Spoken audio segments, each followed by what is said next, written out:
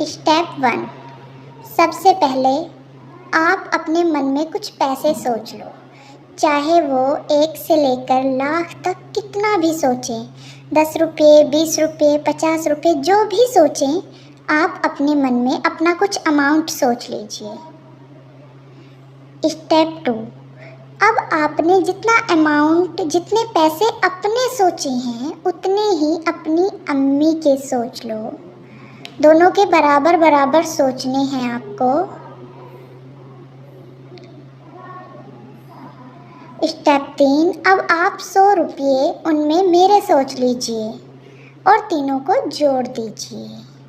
अपनी अम्मी के और अपने जो सोचे थे बराबर बराबर, और 100 रुपये मेरे जोड़ दीजिए उसमें और तीनों को जोड़ दीजिए। ठीक है। अब जो आपने तीनों के पैसे जोड़े हैं, उनमें से आधे मस्जिद में दे दीजिए।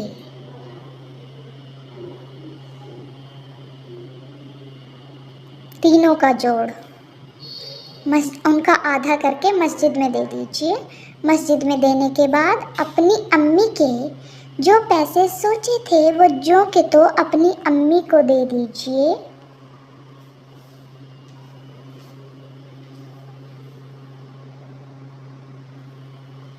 अपनी अम्मी को दे दीजिए। अब आप ये जानकर हैरान रह जाएंगे कि मैं आपको बता दूं, आपके पास बचे हैं अब 50 रुपये।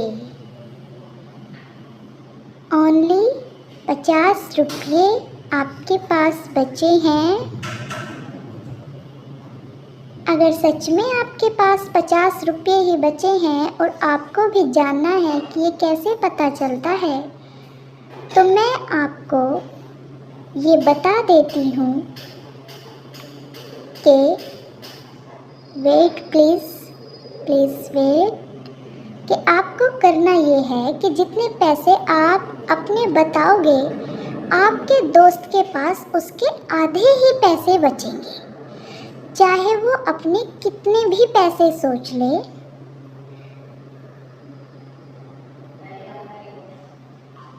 जैसे मैंने आपसे कहा था कि मेरे 100 रुपये सोच लो, तो मैंने फिर आपको बताया कि आपके पास 50 रुपये बचे हैं, यानी 100 के आधे। तो जितना अमाउंट आप बताते हैं